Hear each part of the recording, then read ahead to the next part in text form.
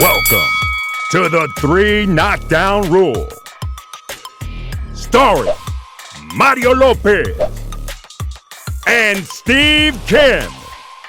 Presented by Hustler Casino and UFC Fight Pass. Ladies and gentlemen, the 3 Knockdown Rule on UFC Fight Pass is in effect. I'm Steve Kim, joined by my partner in crime, Mario Bud Lopez. Hey! I don't even want to get into it yet. We're going to get into it in a second. The reason I paused is because I was like a chick sliding into Crawford's DMs and he actually responded and stuff. Wants to do the show. We're just trying to figure it out. So looking forward to that. But quick shout out to Smoking Tim Frazier and Tino on the edits. The bout sheet for today's show, Undisputed, resides in Omaha, and in studio, we're classing up the joint. Superbad Seniesa Estrada, off her latest title victory, joins us live and in person. We have Ask Mario and Final Flurries, but we want to give you a couple of commercial messages for the fine people that make this show happen. Folks, the 3 Knockdown Rule is brought to you by the Hustler Casino. It's our favorite LA casino that is local and home of the most popular live stream in the world, a Southern California staple since the year 2000. Also, shout out to our sponsor, neighbor right here in Hollywood, Oscar Lopez from Scalp Micro LA, no relation. He offers a unique and innovative hair loss solution for men known as SMT. Basically, it's hair restoration that replicates the exact size and shape of hair follicles. And what they do is tattoo tiny particles of the pigment into the scalp, so it gives the illusion of hair. It might sound a little bizarre, but actually looks incredible, especially if you rock a tight, short wig, and you can see results as little as one treatment. If you're losing your wig, you want to restore a hairline, makes it look thicker, or if you have like any sort of burn or skin condition that you want to camouflage, they can hook you up to use the highest qualities. So if you're going bald, looking for a new look, call our homies over at Scout Micro LA, and you mention this ad and you get a free consult.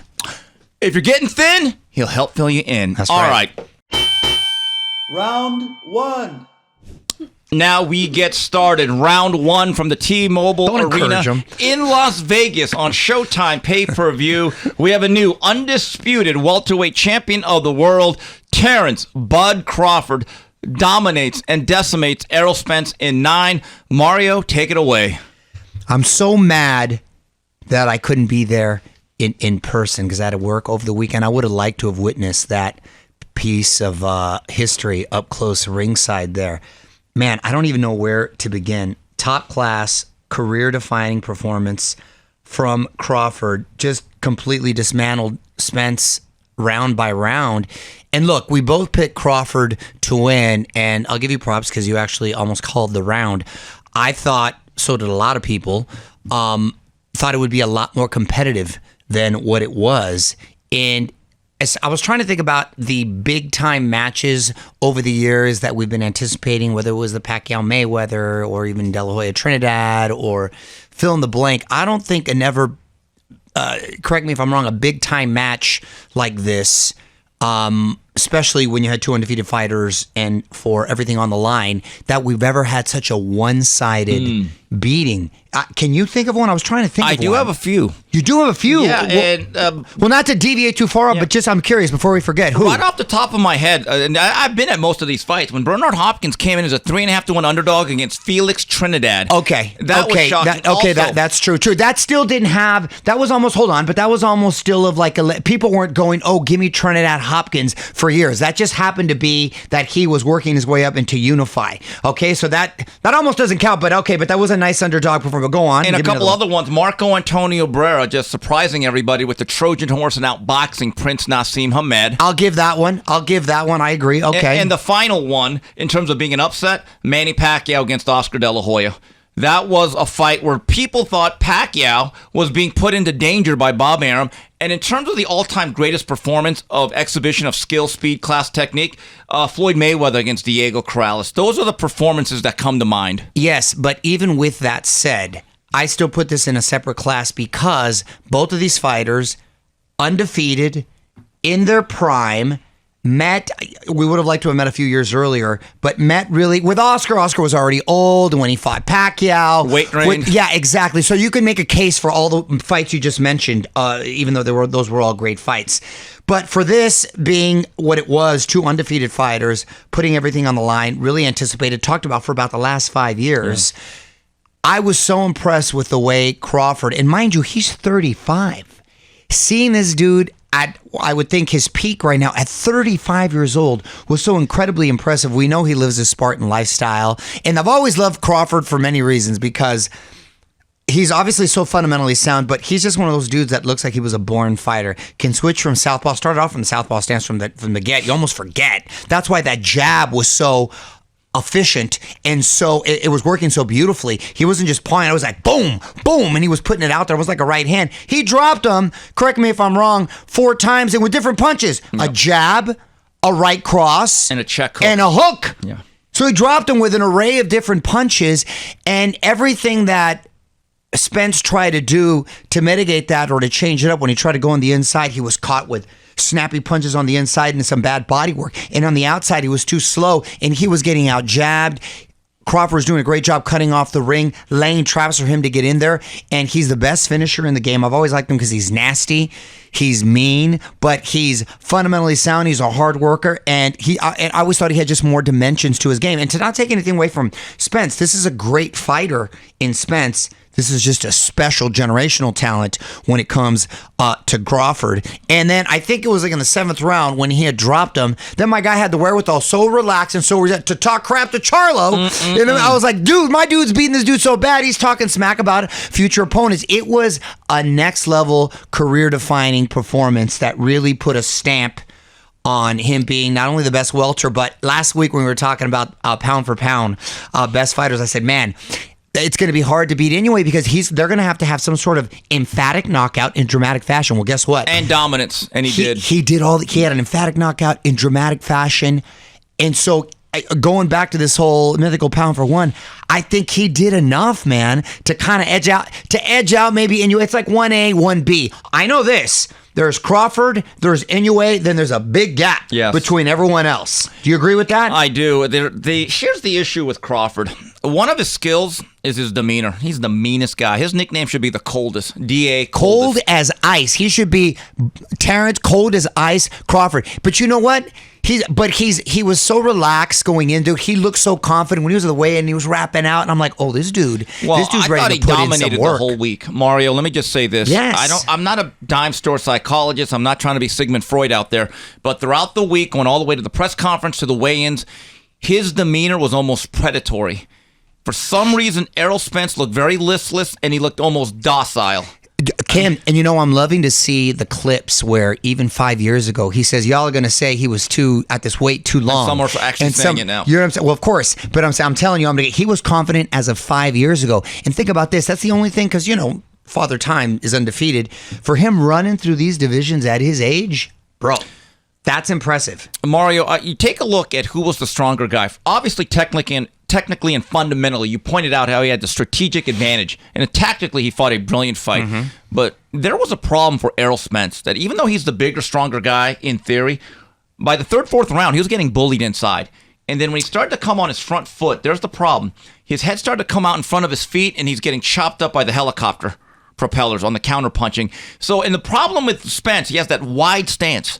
Problem with the wide stance is very simple. You cannot back up. You can. Not only can you not back up, you don't get enough torque on your punches. Yes. So funny that you mentioned the wide stance, because Bud changes his stance too. I don't know if you noticed that, because I love that Bud was a wrestler growing up, being a former wrestler, and so you can't muscle him in the inside. No. His body, he's one of like those country strong kind of dudes where like inside, Mayweather's actually kind of like that too. He's very strong inside, not thudding with his punches, but he's just kind of strong. Bud is strong. When you can't move him around, and he's supposed to be the smaller guy in there. And Spence looked good at the weigh-in, and he looked big and strong. And I don't know if it's just because of his eyes, just because of the way they're kind of set back, but he did look a little drained. I mean, I'm not trying to take anything away from Bud, but he did look a little drained. It would have probably been a little more to his credit had he moved up, or maybe if they fought 54. I don't know if it makes a difference, Steve. Well, here's the thing. How do you undo the punches and the beating that was administered on Saturday? There's an argument that could be made after the 7th round when he hit the canvas twice.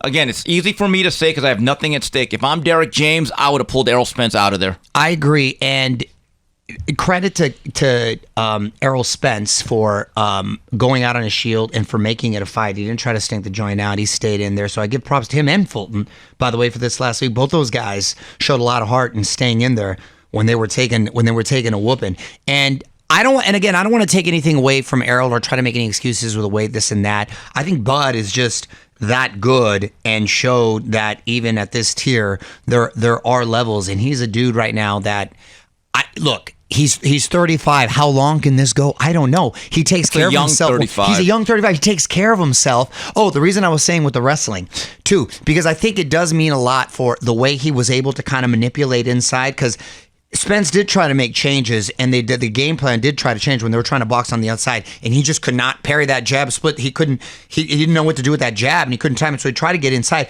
But Bud proved to be a lot stronger on the inside and started work. And Spence, who usually does a great body work, Bud was beating him to the punch. Mario, here's the issue with Bud Crawford. And I know people that have tested him. I know people that have worked with him physically. They'll tell you that his strength is off the charts. And you look at the way he can use his body. At times, it's as loose and flexible like a rubber hose. And other times, it's as tough and as strong as a steel crowbar. He's the most versatile, adaptable fighter in the sport. Now, my understanding is this afternoon on a Monday when we're filming the 3 knockdown rule, Errol Spence has said, hey, I want the rematch, but I want it at 54. Keep this in mind. There is a rematch clause. He has 30 days to enforce it, but the winner of the fight has the right to say which weight class. Let's say it's at 54. I still believe that Crawford would significantly be the better fighter because there's one thing that cannot change: the speed. Say what you want about Errol Spence. He's a very good fighter, but he's very methodical and he's a bit one speed. I think the old-timers would label him a bricklayer. Brick by brick, he just builds something. Doesn't have what I'd call one-punch concussive power. And Crawford has the ability to change tempo and speed, and he's a much twitchier athlete. Whether you fight at 47 or 54, Mario, I don't think that aspect changes. Well, I disagree with he doesn't have the power. Look at Spence's record. He has how many knockouts? No, I'm talking about one-punch power. No, right. One punch. Whatever it takes, he's got, a 90% knockout ratio, right? So, but when you are elusive as Crawford, I'm not talking about Crawford. I'm talking about in general. Yeah. He can punch. He can punch, and I think if he goes to 54, he'll have his legs under him, and he'll be a much better fighter. Do I think it'll matter with Crawford? No. What I noticed was the harder Spence tried, and the more he changed it up, he was met with sharp counters. My dude was countering beautifully in there. He was met with sharp counters, and he was just getting caught. And it was a good stoppage by the ref. I thought they could have stopped it in the 7th, but tip of the hat for him to go out on his shield like that. Dominant. Impressive yes, tip of the hat to Harvey Dock. He's an excellent referee. Yeah, he's one of those guys that I trust in a big fight setting. And yeah, Mario, we talk about the residual damage. Not only obviously something psychological happens when you get beat like that and it's your first loss. Here's a young man, and Errol Spence had been so sturdy and strong. He hit the deck 3 times. The other thing is, it was striking to see him get first bloodied and then his face swole up, and there's pictures out there. Now people are comparing to that classic episode of Martin, when Martin Lawrence faced Tommy Hearns, and he got all lumped up. He started getting bloody, what is it, the second or third? Second round. He was starting to get that jab. Wow. Well, because again, he's conventional, so his lead hand is his jab was coming out, and you couldn't even tell. That's the thing. Much like how De La Hoya stayed fighting conventional, even though he's southpaw. That's why that jab and that hook was so straight. With Bud, I guess he just figured, okay, from the get, I'm going to start as a southpaw, which makes it even more impressive. What's interesting is that what I respect about Inoue and Crawford is that if you actually look at them from 5 years ago to now, they were still elite then. They've actually gotten better. They have continually evolved this skill set of theirs. Inoue's actually better at transitioning from offense to defense and defense to offense. Yeah. He's much more difficult to hit in the upper body because his torso movement has been improved since the fight with Donaire. You look at Crawford, he is now punching clean through the knuckles. He's actually a better, more precise puncher than he was 5 years ago. Well, he's got all knockouts at the welterweight division, but it's a trip when you think about it, because I was thinking about it. I go, did Avanesian and Benavidez have a better showing than Errol Spence? Maybe. I know Mean Machine did. Yeah, that's what I'm saying. That's why I think this victory, not the victory, the fashion of the victory and the way it happened, in the dominant fashion. That's why I think it's so surprising. Because, and not like he struggled, but at the same time, those were at least competitive at moments. Motivation at this can do a point, lot. you're in level of caliber. There's like football teams that certain play to the caliber of their opponent, right? Yeah. Maybe Crawford's one of those guys right there. And one other factor, you take a look at the two losers. Now, were the guys that didn't win past weekend or week in big fights. Stephen Fulton was coming off about a 13-month layoff. Errol Spence was coming off about a 15 to 16-month layoff. Yeah, that didn't help. I'm going to say this again. It's not everything, but it's something. Say it with me, kids. Activity matters. And when you are facing guys like Inoue and Bud Crawford, who are absolute knives, you better be prepared and have some callus. Callus in your body, callus in your face, and you better be sharp. Because those guys were a step behind. Think about the pure dominance of both guys. I agree. However, the flip side of that coin, someone would say, well, then again, you're running the risk of maybe losing and blowing that big payday, right? You're absolutely right. So it's like one of those. I remember, who was a Mexican dude, the heavyweight? He had a big payday. Alex Garcia. You know who I was talking about? He was going to fight George Foreman. And he got beat by Mike the Bounty Hunter. Exactly. And he blew a big payday. It was something like, I remember he told me like a $8 million payday. Well, no. Tommy Morrison had a fight that was all lined up for millions of dollars. He got beat by Michael Bent. Exactly. So you're right. So there is a risk. So you know what I mean? There is a certain like risk reward, and you want to stay sharp. And look, it's a tough thing to call, but I don't know if it would have mattered, to be honest with you. You're facing elite guys. That's what I'm saying. I don't know if it would have mattered in this particular case. So how far can he go? How high can he go? 54. Here, I think that's the last frontier. Look, do you favor him against Zoo and Charlo right now? I say yes. Let's just put it this way. He wouldn't be an underdog. I think it's at least 50-50 with anybody at 54 to 47. Yeah. I actually believe that stylistically his toughest fight, athletically also, is Boots Ennis. But I don't know if Boots is ready to dive into the middle of the Atlantic Ocean quite yet. Yeah. As much as I like him. Yeah, but if he were to go right now, I would have to favor him against Zoo. And not that they'd be easy fights, but favor him against Zoo and Charlo. More on the Charlos later. Yeah, a little bit later. All right, when we come back, look, we're going to break for commercial messages from our fine ads sponsors. And in studio, a very special guest, Superbad Seniesa Estrada, joins Mario Lopez and I on the 3 Knockdown Rule. Welcome to the big leagues, kid. $1.2 million.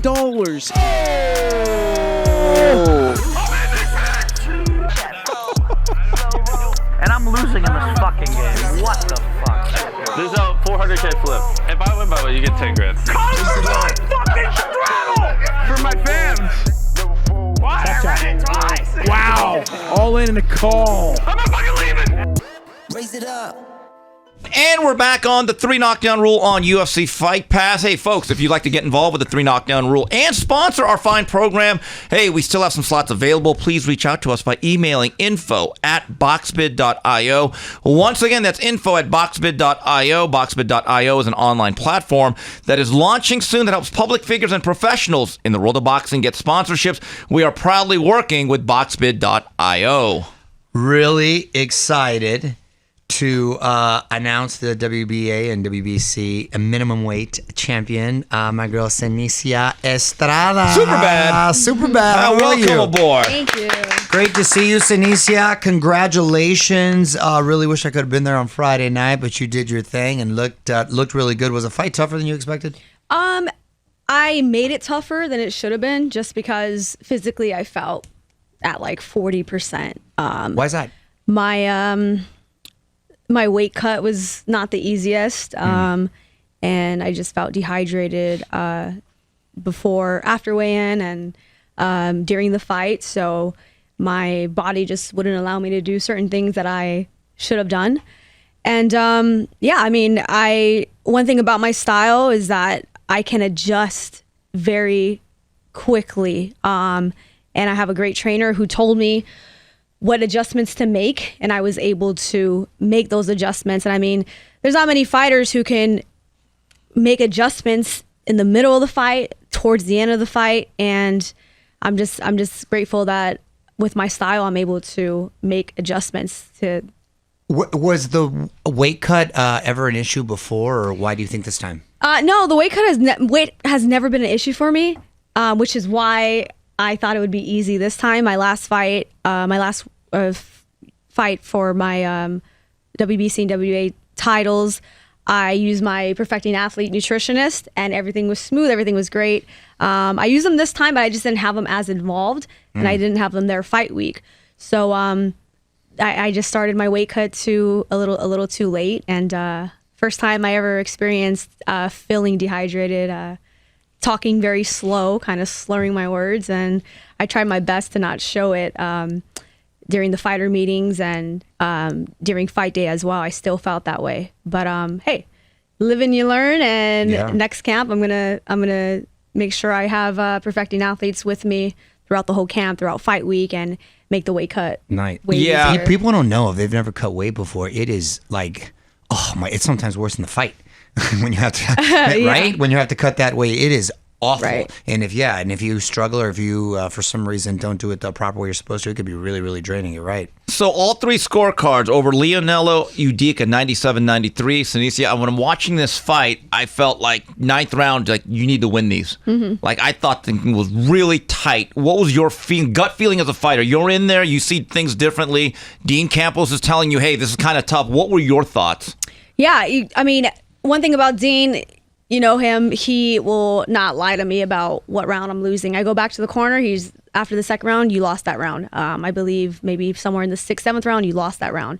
But he never made me feel as if I have to go out there and just kind of be stupid and just, kind of, and let my hands fly. He wanted me to just stay smart and continue to feint her, let her counter, let her throw so I can counter with the hook. I mean, he knew something was off, so he did his best to make sure that he gave me the proper instructions to make those little adjustments. And yes, me being a champion and just a fighter in me and having so much heart, I knew that I had to go out there that 9th round and that 10th round and just let the judges know that I'm in the fight and I'm going to take the win. Seniesa, I've never seen you get hit that much. In the second round, she's very crafty, though. She's kind of catching you right at the mid-range as you're pulling out, and she was tough. I mean, she was really tough, and it was really surprising not only to see you get hit that much, but you have a little mouse under your eye, which is probably why you're wearing dark glasses. When you looked in the mirror and you saw yourself, you're like, does a female fighter feel differently about getting lumped up or having a blackened eye compared to, you think, a male fighter?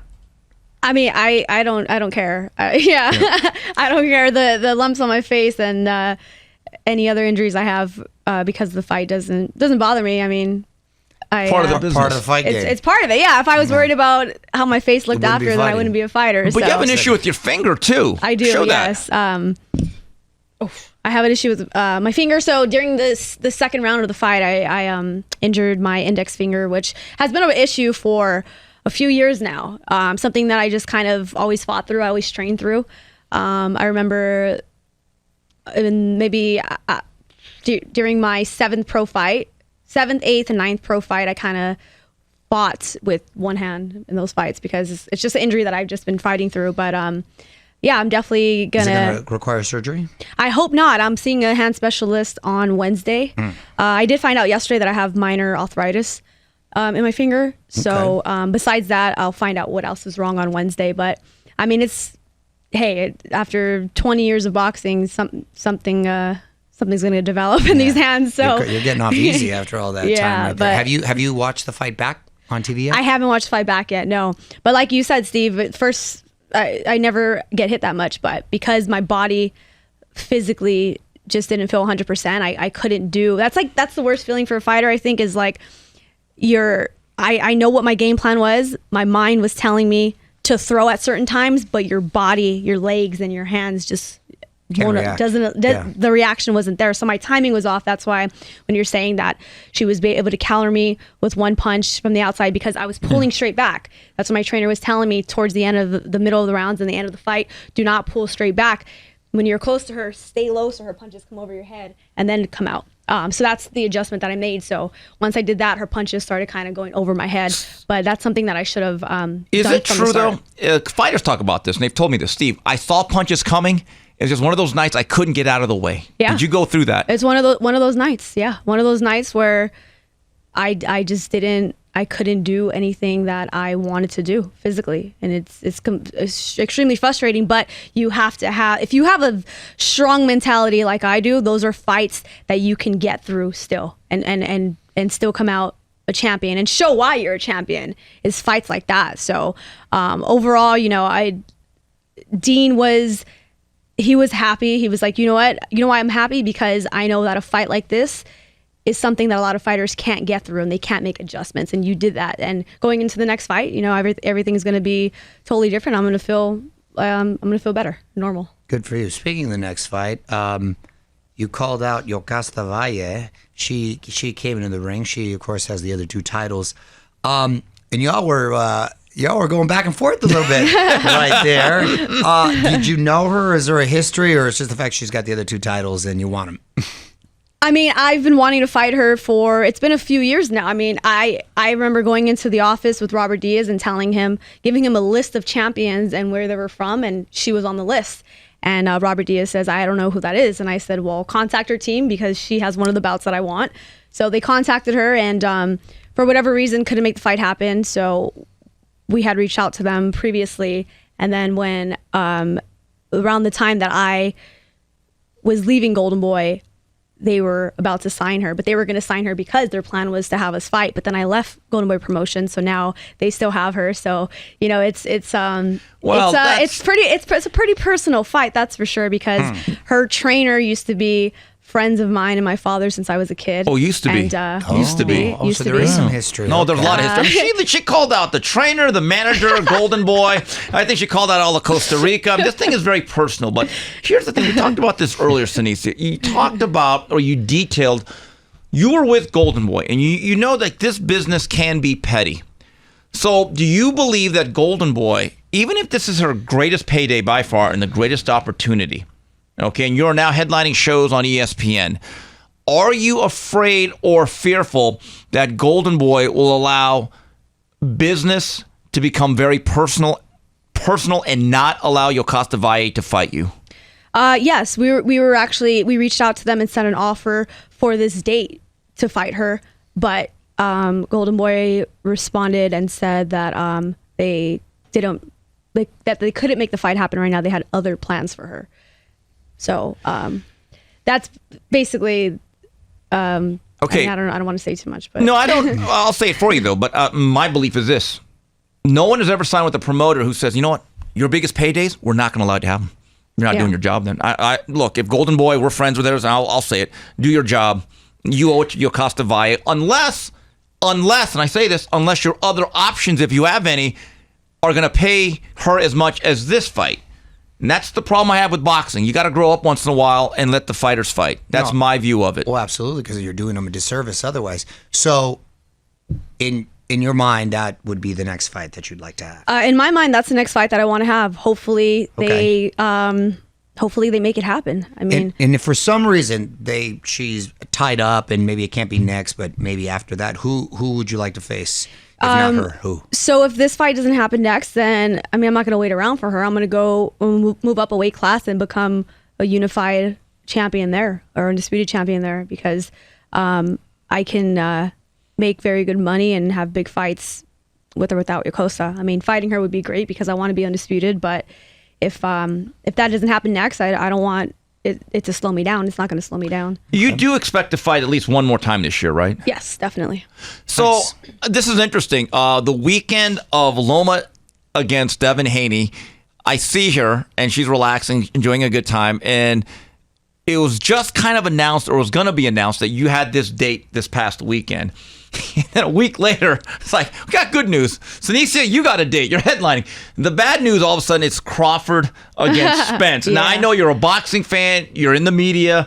I know you're excited like everyone else to have that fight happen. Was there a party that said, oh, geez, but on that weekend? How was it dealing with that? Yeah, so my fight was supposed to be the 29th on the same day. Yeah. The Top Rank was like, well, there's no way we could compete with Spence Crawford. So the Palms Casino was willing to move the fight to the 28th, which, Made for a Of fun course, weekend. Yeah, made for a fun weekend, and at least there was a great media turnout, and fans were still able to show up who were already there for Crawford and Spence fight. So, I mean, it worked out. I'm just happy that Top Rank was giving me the opportunity to headline. I mean, who would have thought we would see this in women's boxing where women are now headlining? A payday is a payday. Yeah, it is. It's nice to see both in women's boxing and women's MMA. Ladies are really taking it up a notch. So now, obviously, you take a little time off, you heal, and you focus. What do you like to do when you're just chilling now? Yeah, I know you don't just let yourself let go and you put on a bunch of weight. You're always pretty active. I mean, just spend time with family. That's kind of something that I don't really get to do during camp. So spend time with family and just enjoy that. I mean, there's a lot of more important things other than boxing. That's family. So yeah. Hey, speaking of which, last time I was here, I was busting your chops because I was trying to get into your personal life. Oh, yes, you were. Yes. Here we go. And you were being all shady. I didn't even know you had someone. Can we talk about this? I'd rather not. Yeah. You'd rather not? Come on. Yeah. So you're spoken for, though, now? Yes. Yes. Okay, that's good. We can talk about that. Well, congratulations. Thank you. Not just dating. It's serious. More serious. No, Seniesa, look at how Kim just moves on and shit. Yeah, Thank you, I Kim. know this. Come on. Congratulations. That's important because, life's all about balance. Yeah. So you can't have all just work and stuff. So. Yeah, you're right. Balance is great. Being happy is great. By the way, when you have that part of your life sort of kind of handled and settled, that's more energy you can pour towards other stuff because it can be distracting otherwise. Yeah, Or you want to be whoring it up like Kim over here. Oh, yeah, right. No, but yeah, I wish. But Seniesa, how much longer do you want to do this, though? Given the fact there's chapters in life, and you've said I've done this for a while, and look, you went through a situation where you didn't feel that great this weekend. Yeah. All of us get older. That's just the reality. It's an inevitable climb. How have you thought about the fact that hey, I'm much closer to the end than the beginning of my career?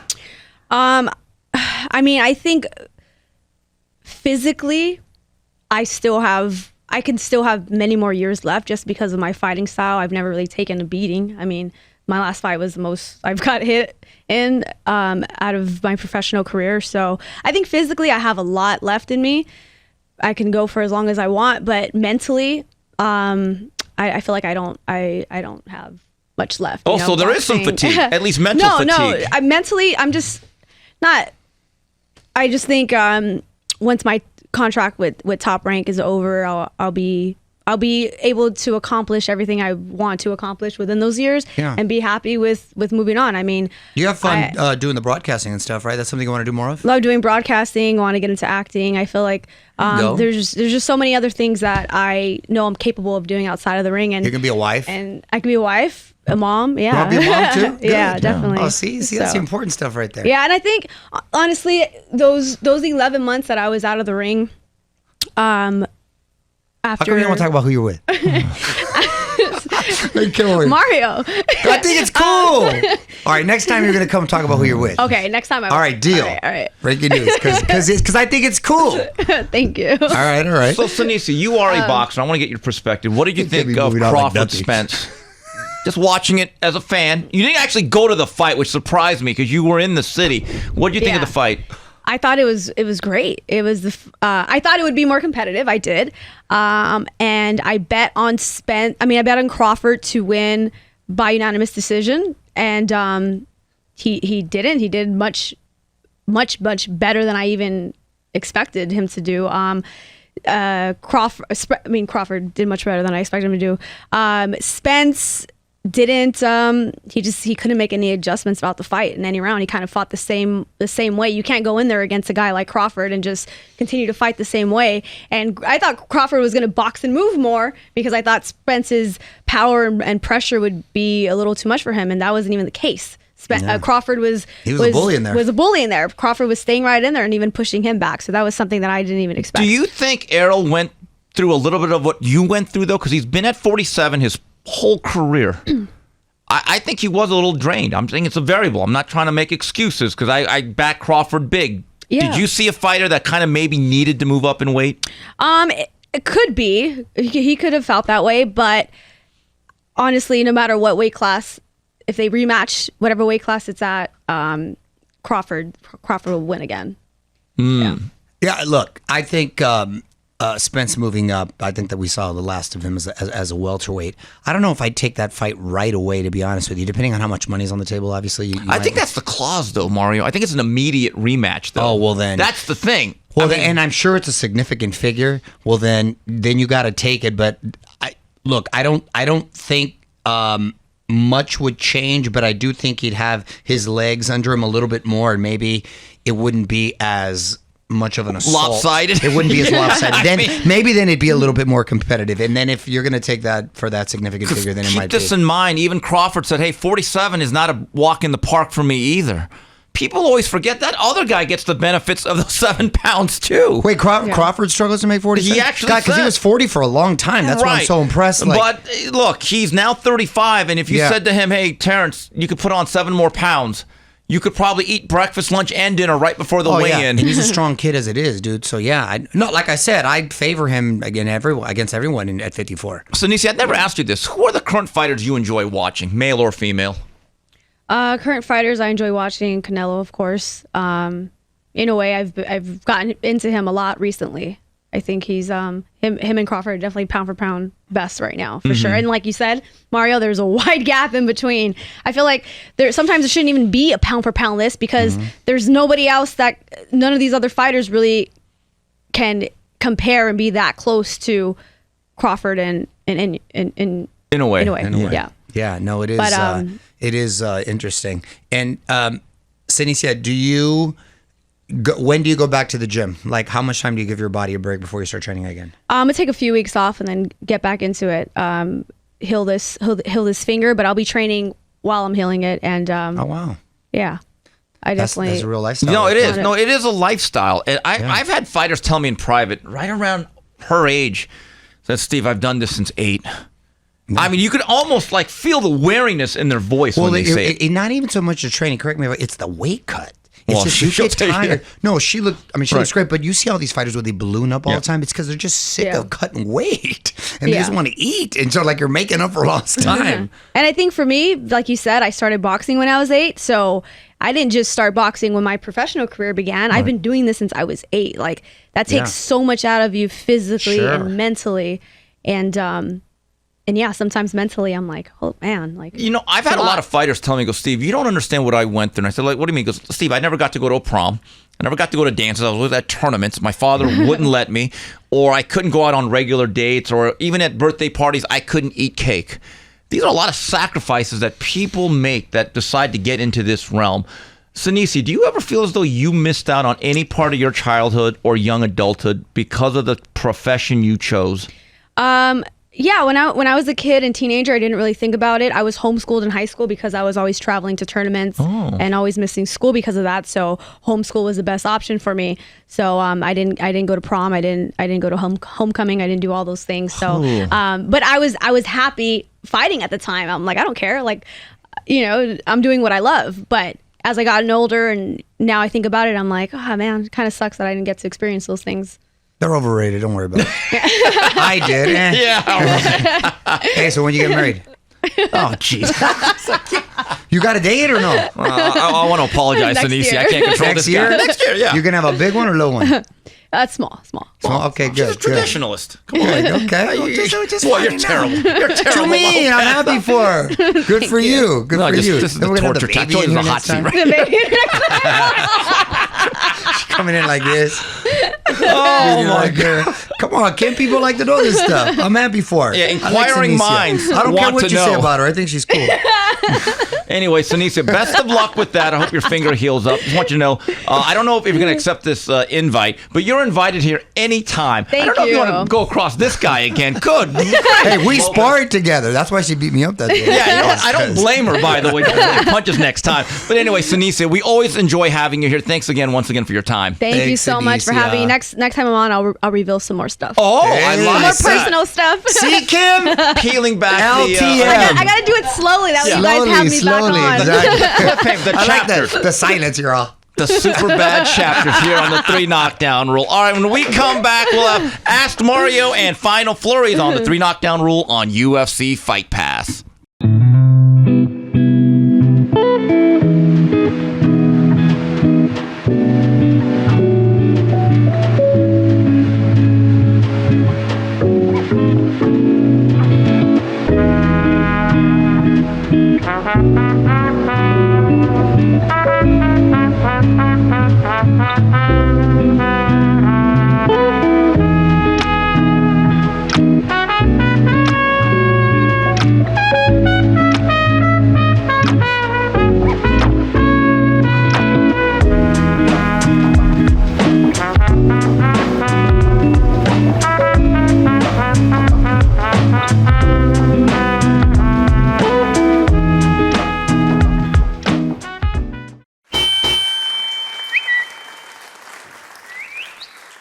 All right, we want to thank Seniesa Superbad Estrada for joining us in studio. Very cool. Quit stopping me when I'm asking her about her personal life. You know what? I know she likes it. You know what? I had to send her to the burn unit because she was on the hot seat. I mean, my God, Mario. Well, people want to know. People like to know. like an She's a interrogation fighter, here. but people like her. I You just want to apologize. You to don't like all Seniesa. that, Steve. You like chicks, Steve. You would know understand. what? I like her. She's a lovely young lady. She deserves better than that. But anyway, let's get to the Ask Mario segment of the 30 Knockdown Rule. Here's one from Fanny Merchant, a loyal fan of ours. Ask that Hallmark movie channel heartthrob, Mario Lopez,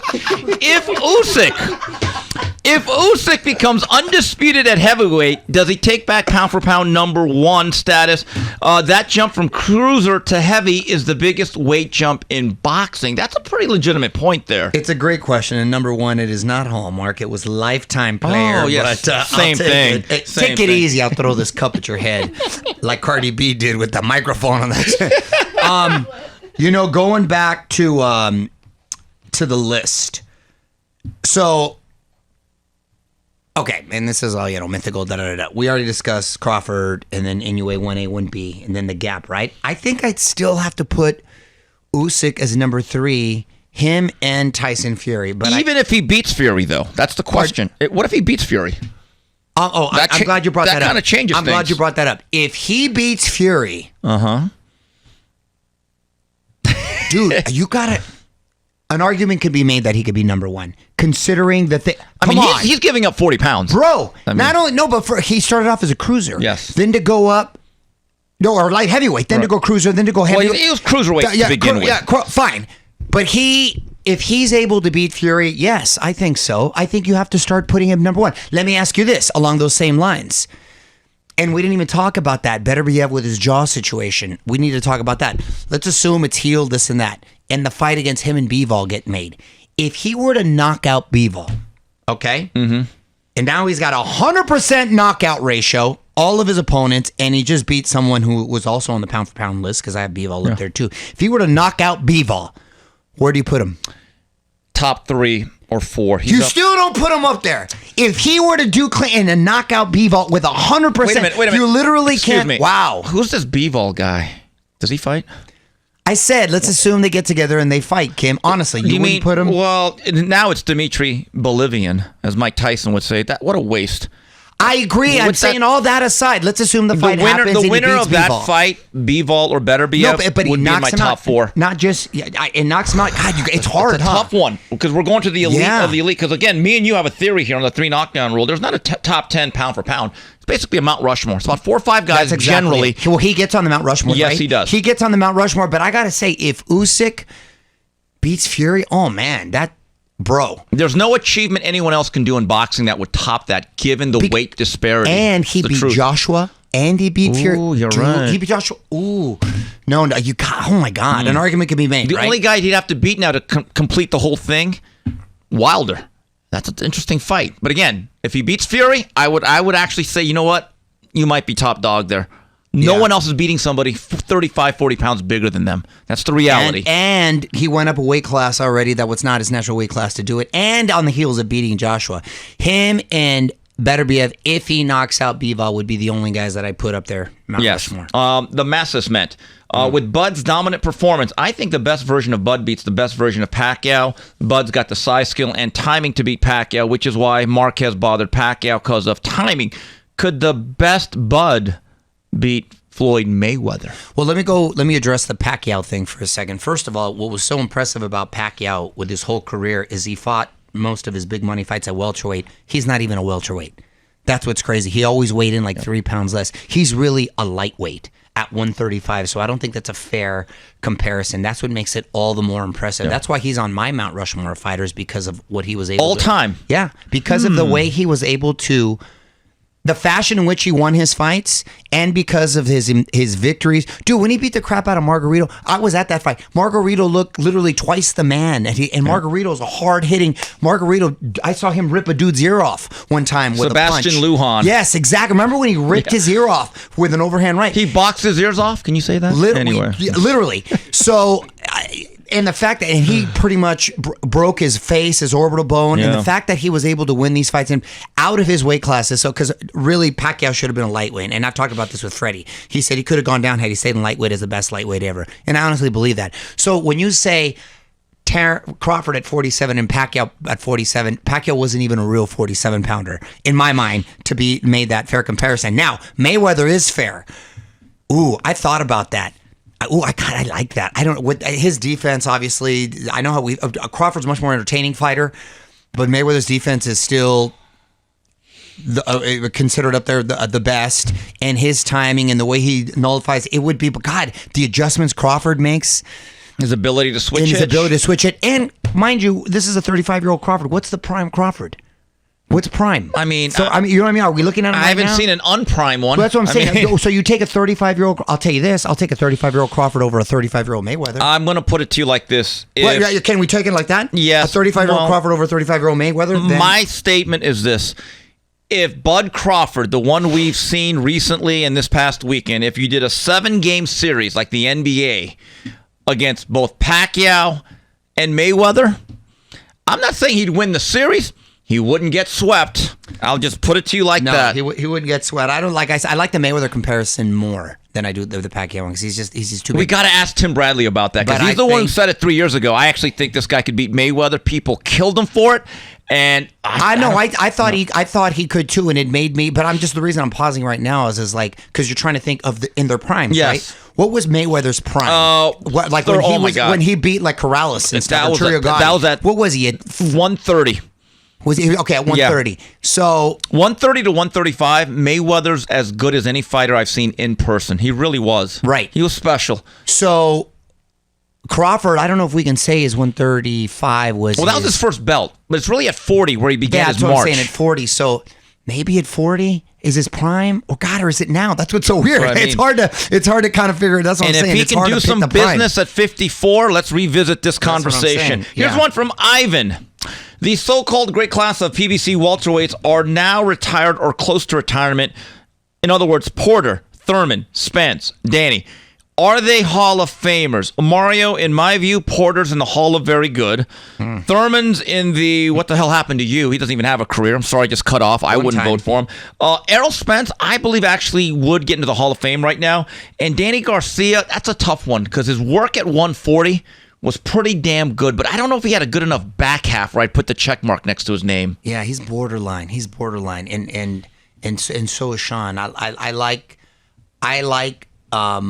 Porter a lot because he wasn't a pretty fighter necessarily to look at, but stylistically, but he was effective in there. He gave everyone hell in all his fights. Talking about Crawford, that was a tough fight as well. He's transitioned nicely as a broadcaster. Doing a great job. And he's a nice kid. I like him. But yeah, it's kind of like... you got to be elite. It's called the Hall of Fame for the elite, not the Hall of Very Good. Yeah. Here's a question from Arsenal, and I love this one. Does Bud Crawford remind you of Hagler? I'll say yes, and I'll tell you why. The ability to switch hit, overlooked by the industry, tough, hard-nosed guy, was overlooked commercially, was kind of shunned. The ironic thing is, here's the difference. One guy in Hagler had to go to Bob Arum to get what he wanted. The other guy had to leave him. I think that's the main difference. But in terms of their mentality and the way they go about their business, no frills, that comparison is not the worst in the world. I kind of like that one. I like it. I have respect for that. Here's one from Black Tower Radio. How do you see Bud Crawford measuring up to 3 of the 4 kings who fought at 47, which means Hearns, Leonard, Duran? Look, I think he's a generational talent, and I think he would have been competitive. I don't know how victorious he would have been with all those guys, and obviously we're a prisoner of the moment right now, but I think he definitely would have been competitive against all those guys. Dude, Hearns was dangerous with that long leg. That length. and Jeez. that power. Sugar Ray Leonard, too, was a bad dude, fast, strong, fought everyone in the prime. Duran went from lightweight to win a middleweight championship. I don't think enough gets said about Duran with the way he was able to just to continue to Keep to this climb in that mind ladder. about Tommy Hearns, who's cursed that despite having a great career, unfortunately, and there's not a knock on him, his two biggest moments were Ray Leonard, he lost, and then Hagler. That's not a knock on him, but keep this in mind. And granted, the one that he lost, that was a 15-round fight. Got knocked out in 14. Right. Had it been a 12-round fight, Yeah. I think he won that. Well, he wins that- he's ahead on the cards. That's what I'm we'll saying. say. He's ahead on the And cards. the other thing about Hearns, he won titles all the way to 75. Yeah. And in fact, against 75, he beat an undefeated Virgil Hill, who I believe is in the Hall of Fame. If you look at the amount of rounds that he fought, I think he fought 26 rounds against the great Ray Leonard. I've watched both fights numerous times. He probably won about 20 of them. I mean, Hearns is an underrated boxer. People do not realize it's not just punching here with that guy. Big welterweight, too. Big But welterweight. I'm going to defer to the great Doug Krikorian. I grew up reading him, and now he's a friend of mine. For the Herald Examiner, he went to all those fights that we talk about in the 80s and 70s. Still very sharp. I'm going to meet up with him later this week for dinner. He told us last year at Phil Trainings, he said, guys, Bud Crawford's the best fighter I've seen since Ray Leonard. And I said, wait a minute, better than Roy Jones, De La Hoya, Pacquiao? He said, yeah. And he called me this Sunday. He said, Steve, what did I tell you? He goes, I'm going to tell you this right now. He goes, that guy could have competed with the Four Kings. To me, that is the greatest compliment you can give any modern-day fighter. And finally, they definitely competed. from Carl Brandt, where do Bud and Spence go from here, opponent-wise, assuming there will not be a rematch once Errol's people convince him not to exercise the rematch clause? Well, assuming there isn't a rematch, I think Charlo's he was literally stopping and calling him out in the middle of the fight. So I think that would create the most hype. It has momentum already. It'd probably be financially the most rewarding. So I think Charlo makes the most sense. I'm more worried about Errol Spence. I actually don't know if he should just take off a whole year from boxing and reassess the whole situation, get healthy, because he got banged up. Okay, And I don't want to be alarmist. I think retirement may also be a good option. Let me ask you a question. Because you said the rematch has to be immediate, correct? Yes. Okay, say he wants to take a year off, but Bud doesn't. Can Bud continue to fight? Yes. And then come back to the rematch? Because look. You know what I'm saying? I believe what I've been told and what I've read, most rematch clauses are immediate. It's not like we're going to face each other 7 years down the road or after 3 fights, unless it's written into that contract. No, but one took generally they're next. Yeah, I understand, but one took a beating, and then the other one came away pretty unscathed. So could he continue to be active, and yet this one wait for an act, and then they could rematch so he doesn't mess it up? Do you understand what I'm saying? That could probably be negotiated. But Mario, if you're Errol Spence and you decide, you know what, I had a bad night, I was drained, I fought a great guy on his best night, I can do better, but I'm going to hold this off. I'm not going to do Crawford Part 2.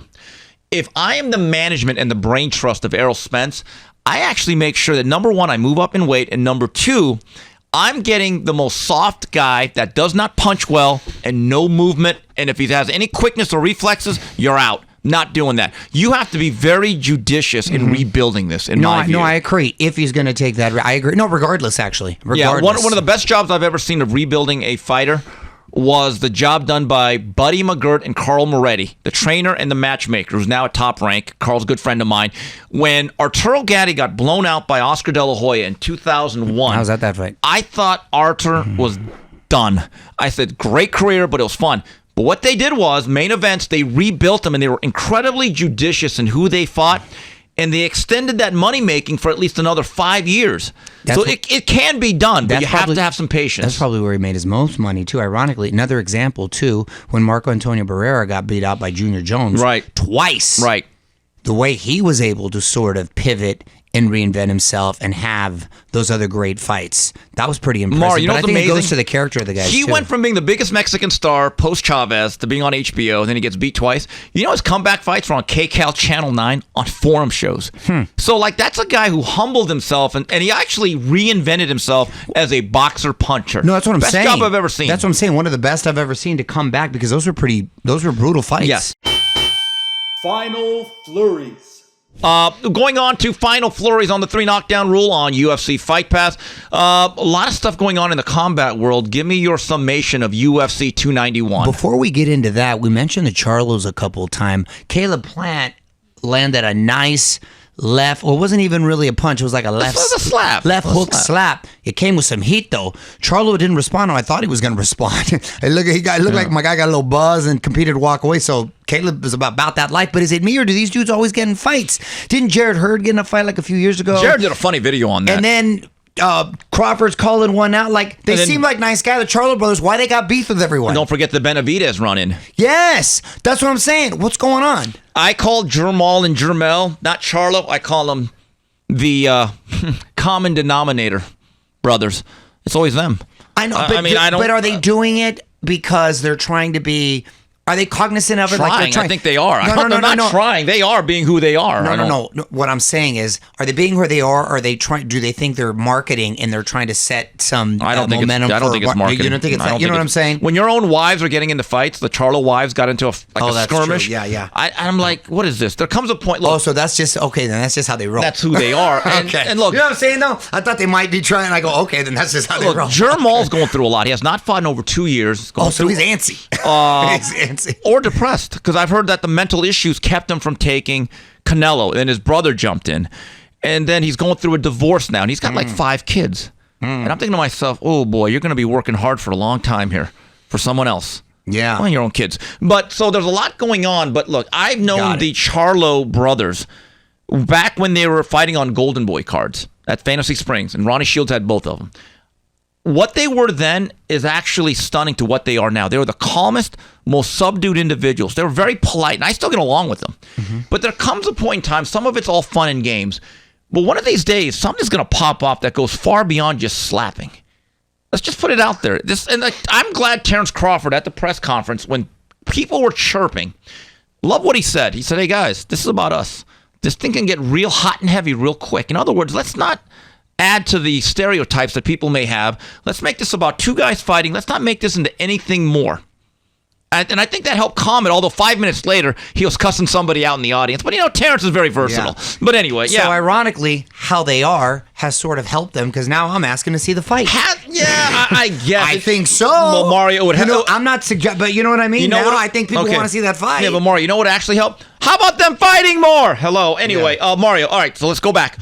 A summation. Mario Lopez's UFC 291 report. Oh, man, again, that was in Salt Lake City over the weekend, and at the same time as the Crawford fight. But I'll give you the last 2. Great card. Like UFC does a great job with just stacking the cards. Great fights. I forgot that Salt Lake, because of the altitude, some fighters were struggling with the air being so thin and high up there.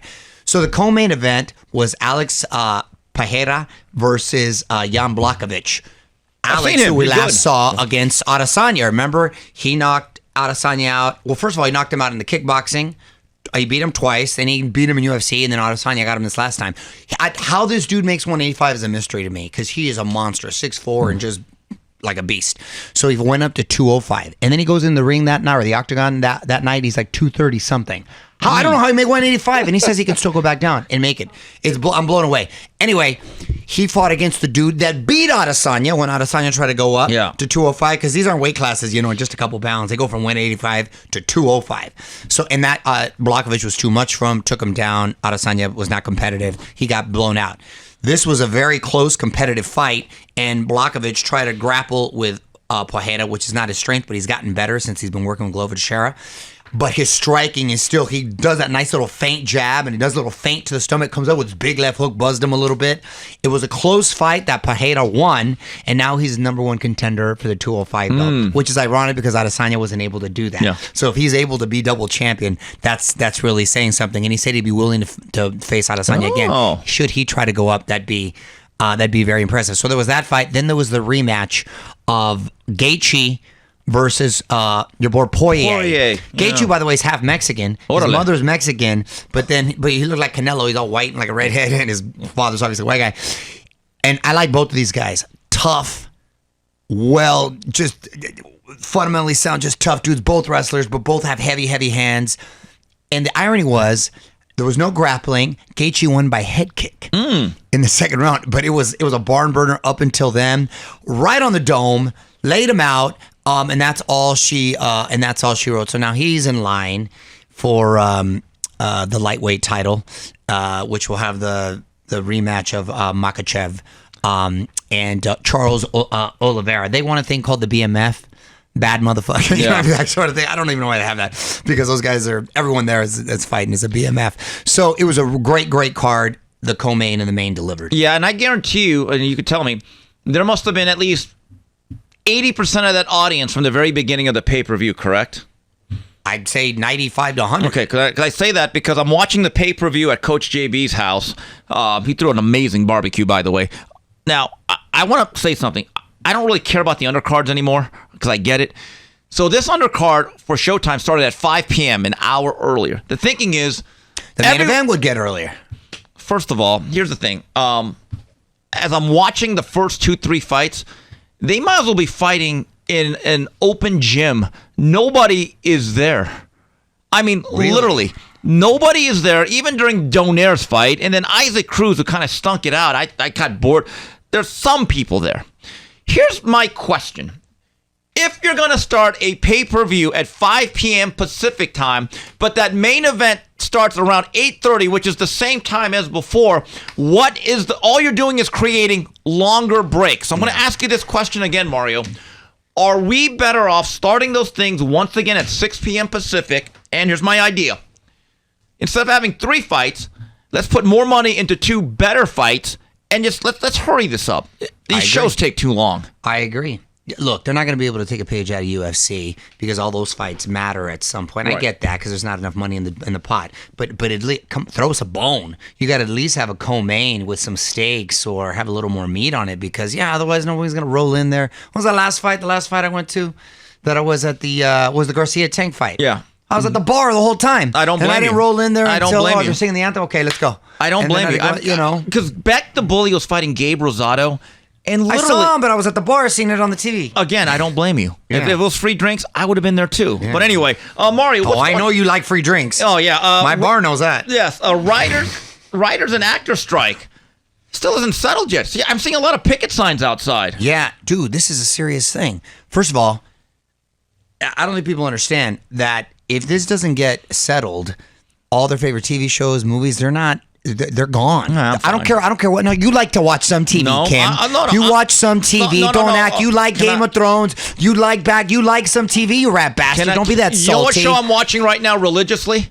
Yellowstone. You like all those shows. I don't watch that. Oh, that's a great show. Right now, the current show that I'm watching, and it's just such a great part of America. Makes me feel good. It is so wholesome.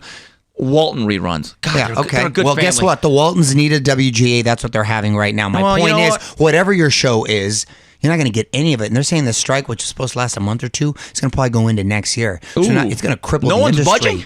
No. The issue is AI. So you can put it like ChatGPT, give me a single dad, just got divorced, looking for love, finds a woman around Christmas, set in the Rocky Mountains. ChatGPT comes out pretty good. And then you just maybe make a little adjustments. So they're just investing more money into that. Writers aren't going to have much of a leg to stand on. Actors don't have much leverage because they're able to use their likeness. Ooh. So it's scary in the sense that, and now the only shows they're shooting are the ones that are in the UK because they're in a different league. So House of Dragon, all those shows that are in the UK or Latin America, they're just going to invest more into that. They're not going to give in. I don't think it's going to end well. And people are going to lose a lot of money in the movies. It's going to be crippling. There's no more cons, all those Comic-Cons and all that stuff. None of that's going to be happening. Thankfully, my other shows that I'm working on fall under the news division, so I get to hang out there, and so does the radio show. So, and then getting to do this fine podcast with you doesn't get affected. Because you know why? They cannot replicate us. They cannot. But it's a lot more serious if people, I can't wait for The Bear to come back, or I can't wait for whatever your favorite show is. Guess what? It's not coming back. Whatever's coming out you were looking forward to next season, it's not coming. So if nobody's tripping right now, but you're going to be seeing a lot of the Waltons, a lot of classic shows. Good show. Are going to have to probably come back because whatever your favorite show is will not be there next year. For a lot of people watch TV, it's a big deal. They better learn how to code. Mario, sad day. What does that even mean? Rest in peace to Pee Wee Herman, also known as Paul Rubens. No, that was not a good piece.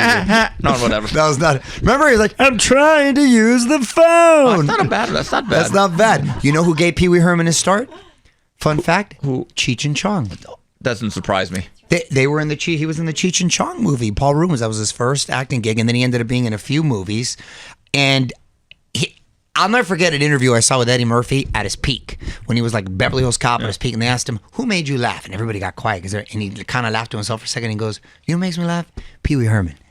And he said that, and I was like, "Wow, that's pretty cool." I don't know why I remember because it was so random, right? He's like, "That dude just makes me laugh." Pee Wee's Playhouse, remember that? Dude, that was classic, and he was so original, and he was 70 years old when he passed. I guess he was battling cancer. I got to interview him a few times, do his little dance with him. He was a really nice guy. He got busted in the movie theater the one day a while back, rubbing one out. But what else are you supposed to do in there? What, you know what I mean? Well, That's what dark. it's Who's an gonna adult. see it? Exactly. You're right. It's privacy. You told me people never bother you, so I figured why are they bothering poor Pee Wee? That's only It's during the awful. matinees, though. Come on, I have a little bit of discretion. So Come rest on. in peace, Pee Wee. I still remember one of my favorite hip hop songs growing up in the 80s, Pee Wee's Dance by Joeski Love. Still play it when I work out, by the way. Yes. What movie was he watching when he was? It was an adult film. It was an adult film. What do you It was an think? adult theater. Oh, that makes sense. Yeah. Yeah, I that was thing's. watching like a Mario Lopez movie. No, It people have wasn't. been known to do that too, but I'm just saying that. No, that's what I said. The ones that Kim watches out there. And Mario, final thing here. I heard you were Usher. You're doing some confessions. What? Oh my gosh, I forgot about this. I'll make this quick. I went to confession. All the Catholics out there know what I'm talking about, for the first time in like decades. Because I try to go to mass every week, but if I miss mass, I'll light a candle, say a prayer, I feel much better, right? Yeah. Father Jim caught me slipping when I was in the thing. He goes, "Hey, when was the last time you went to confession?" I'm not gonna lie, I'm in church to the priest. I said, "I'm gonna be honest with you, Father, it's been years." He goes, "How long?" I said, "Decades." Because I kind of confess when I pray every night. He goes, "Well, you want to confess right now?" I go, "Well, I wasn't planning on it, but if you want me to, I guess I will." So I sat down. Dude, I didn't know where to start. And Wait, he goes, you can't just say I plead the fifth. you can't plead the fifth. He Five. goes- I plead the fifth. No, you're supposed to I say, plead "Forgive me, five." Father, for I have sinned. It's been however long." And I say, "It's been decades." I literally said that since I last confessed. And I said, "I don't even know how to begin." And then I took a pause, and I was like, "Damn, where do I go? Where do I start?" And then I was Father, like, all right, I'm always late to the podcast. I'm never late. I That's never not a read the sin. email. I'm never late. I know the next he one. should have gave me like a lot of extra blessings just putting up with your ass. I can see the next He one. should have I done can that. see the next one you're at. I asked Seniesa Estrada really prying questions. Father, I'm very sorry about the that. people want to know. People want to know. You don't know how to have a conversation with a woman. That's why. It's called journalism. When you talk to women, that's what they like to talk Okay, about. Barbara Walters. She lit up like a Christmas tree when I was talking to her. Hey, anyway. Oh, she was blushing, all right. Once I got into it, then it was like the floodgates, and I just started like Hoover Dam. You were Hoover Dude, Dam. and dude, I felt good. You did. I felt good. And so he goes, "Promise me this." He goes, "I'll promise you'll come to confession at least once a year." I said, "You know what? I could do once a year." Once a year's not bad. Once a year's not How bad. long were you in there, the booth? I don't know. I didn't time it. 15 minutes maybe? It's not bad, though. It's not bad. So then he goes, one Hail Mary, 10 Our Fathers. I go, "That's not bad after decades." So I did that, and I was on my way, and it went really well. But you know what?